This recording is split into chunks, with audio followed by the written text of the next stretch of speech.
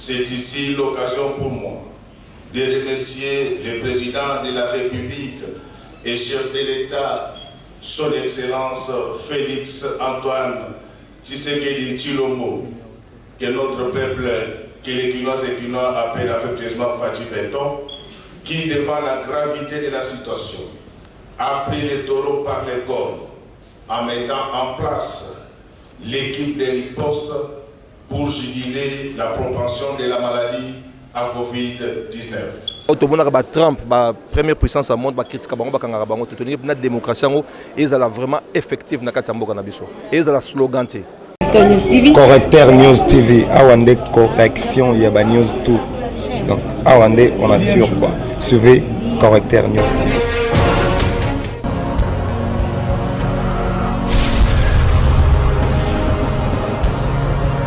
S'abonner massivement sur la Correcteur News avec Yemoko Krachou, la caramel. Check, c'est pas pareil.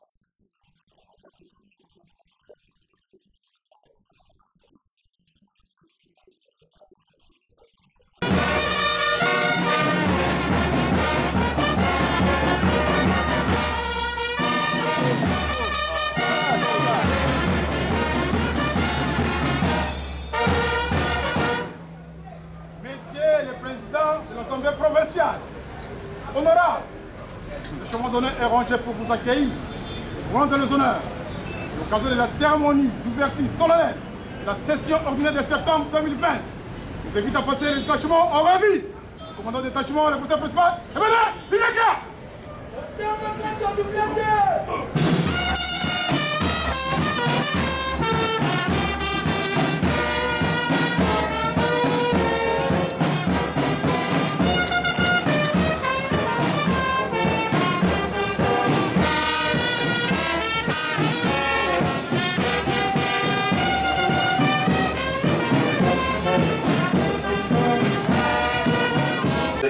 Messieurs, Mesdames, les directeurs généraux des services publics provinciaux, Mesdames et Messieurs les bourgmestres, distingués invités à vos titres et qualités respectifs, Mesdames, Mesdemoiselles et Messieurs, la session ordinaire qui s'ouvre ce mercredi 30 septembre 2020 est convoquée sur le fondement de l'article 16 de la loi numéro 08/012 du 31 juillet 2008 portant principes fondamentaux relatifs à la libre administration des provinces tels que modifiés et complétés par la loi numéro 13/008 du 22 janvier 2013 et de l'article 59 de notre règlement intérieur.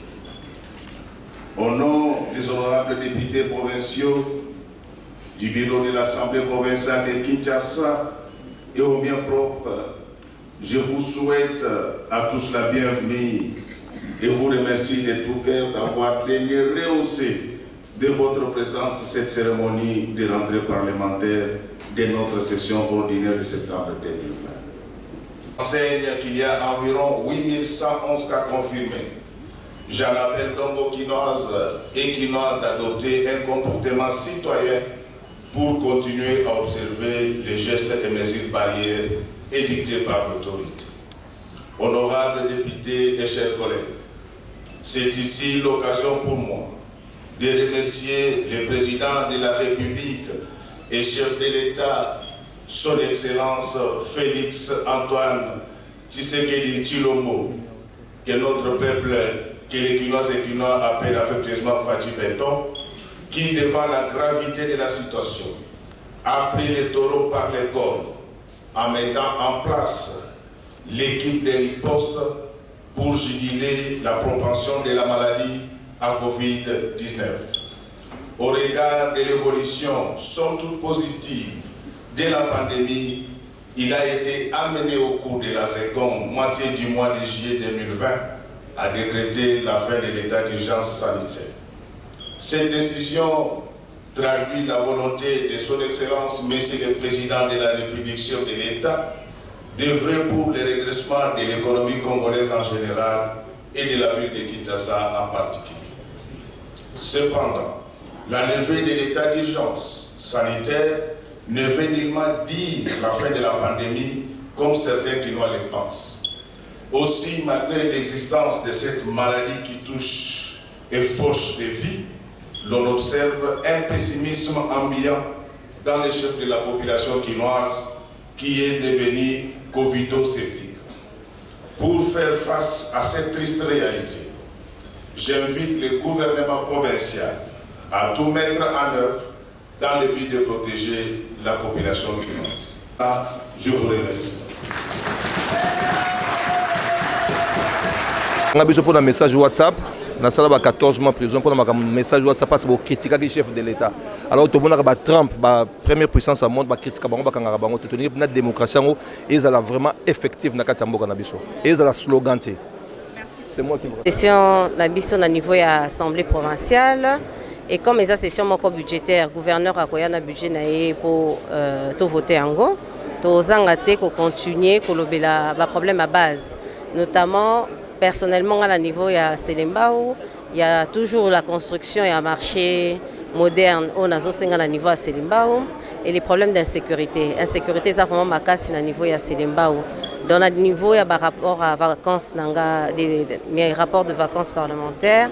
D'inscrire en go, mais nous n'hésiterons pas, au niveau même à tribune, de continuer à marteler dessus pour que, et comme à concret. Contrôle ezali et locaux tokotikate, ce qui ministre nyonso a kolekana plan d'action total à yango poto ndima pi toko contrôler que asali to asalite. Oyo président Lobi ezali ko lakisa nzela na tinete misale kene malamu na ville à Kinshasa pour bana Kinshasa pas vivre mal. Est-ce que faut s'attendre cette fois-ci que l'Assemblée provinciale est frappée par rapport à la gestion actuelle? Pour une frappe ratée. Assemblée provinciale. Kizarabino déjà qui bosse à la côté. Je ne sais ce qui boyo. Muta Kizaka. Population. Quoi accuser population Kizaka. Nga lebita. Nga na yoki que population ezo senga to sala le sous koleka. Ko sala le sous koleka zali ko accuser te zali ko tinda sous batu ba bongisa misala et kende liboso. Boyebi que tout ça qui ba mission il y a inspection, il y a contrôle, tout bien ça qui ba ministre na ba question orale, ba question écrite, tout ça qui musala na biso. Sikoyo wena zaki mbula liboso. Après tout avec makamba Covid, moi tout ça la session passée za la quitté, tout ça là kaka ba jour et les cas qui muké tout ça qui musala te.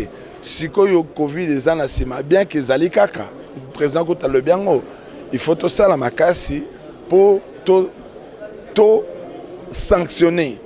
Ministre Kosala Malamu te bien Moussalo Golega Malamu te na DG soki nini etali ville Kinshasa toko landela yango soki conseil zela kopesa bien orientation to kopesa soki sanctions zali toko sur l'émotion et assemblée ezali asalo babengaka résumé ya maye tozo vivre na yango mutu moi kasi ezana likambo moko oyo ezako tout ngai na motema koleka pona biso bana limité lokola élu à limité ezali nini période ya mbula inondation ba mbula ekobeta bandako ekodinda to mesana komona bakambi ya mboka nao ya kisasa na te bablengele lolenge nini tokobunda na bambula oyo te bazilati soki bato badindi bato bani kokufa bango wana bakomi koya kotambo na ba télévision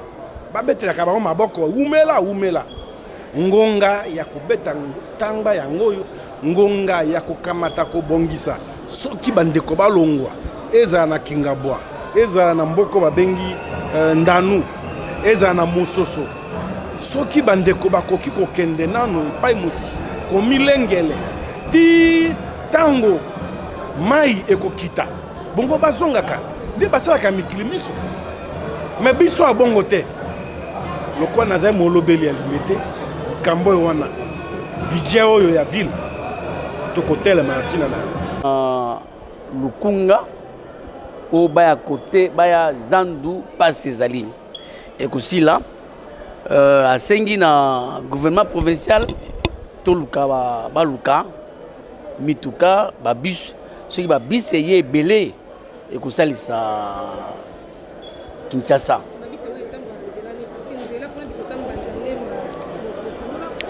Non. Gouvernement provincial et ça quand même et ça makasi. Tala ngana Kisenso par exemple. Tozali na avenue Munene depuis Kisenso salama tozwi nzela o babengi de la paix. Ezo salama. Elengesa ezo salama. Sikoyo soke na liboso Afrikini nzela bandi Lemba Ngaba Makala otobengo kikwiti na kala eza effort ya gouvernement provincial parce que tozotia mulunge bakosala yango alobeli ba ministre provinciaux ayebisi bango basala musala malamu pour résultat ezala kitoko bandeko balandi tozalaki na kati kasi euti bongo kosila mokolo ya lelo toza na libanda tozali wapi epai komona badepute ndenge basili kosala bongo masolo na bango na kati kasi tozali mpe na masolo ya kosala na bango tozali na moko ya depute oyo azali élu ya commune ya Kinshasa wapi epai tokobeta na ye mpenza lisolo ayebisa biso eske mpenza azali na ayebi susi ya bana ya commune ya Kinshasa to mpe eloko nini mpenza oyo akorassure bana ya commune ya Kinshasa na mokolo ya lelo après rentre parlementaire na bango ezali na kuna susi na bango ezali mwa mingi soto lobi totanga awa mais du moins ndamo pour lakisa ba se sentir penza ki non te to li penza na molobi wa yebi passe na biso soki penza yebi passe na bango c'est que ozali na 1000 chances to pe ozali penza na 90% na makasi ya ko résoudre. Merci beaucoup. Souci na biso bana commune de Kinshasa ezali d'abord to tia kimia to bunda to lité insécurité ici là. Deuxièmement ezali bongo ko assainir commune na biso. Troisièmement, toza na problème ya makasi ya courant électricité ezali na kokoso makasi. Mais na yango wana tokokanga maboko te tokomi tolanda na bato ya bandeko na biso ya SNEL baya ko aider biso. Ensemble na sengi na bango parce que bientôt na kosangana na ba notable na biso kozwa ba plaidoyer wana nde tokosalela yango ngala nazali moumbu na bino awa oyo nyonso bokoloba yango ngala kozwa po nakokisa awa de telle enseigne que ba trouver solution électricité ezosala biso pasi na commune de Kinshasa banzela ebebi parce que boye bakango ke commune de Kinshasa ezali moko ya commune oyo eza ko sibir ezali victime ya ba commune nyonso parce que na 24 communes les 23 communes wana bayaka ko exercer activité na bango na commune na poko bazongi salité nyonso tikalaka wana nako kanga maboko te nako mon exécutif nako loba yango na kati hémicycle ba tia de telle enseigne que ba tia ba matériaux ba tout ça pour tout embellir tout son sa commune de Kinshasa et la telamba ya sika. Correcteur News TV awande correction ya ba news tout donc awande on assure quoi suivez Correcteur News TV.